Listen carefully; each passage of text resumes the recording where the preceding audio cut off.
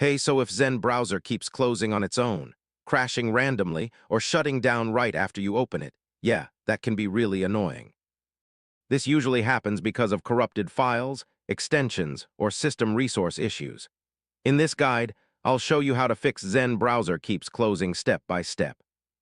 All right, first, restart your computer to clear temporary system glitches that may be forcing the browser to close. Too many background apps can overload your system and cause Zen Browser to shut down unexpectedly. Some extensions can crash the browser during startup or normal use.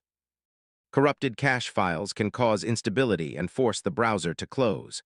If your device is low on memory, Zen Browser may close automatically to free resources. Graphics issues from hardware acceleration can also trigger sudden shutdowns.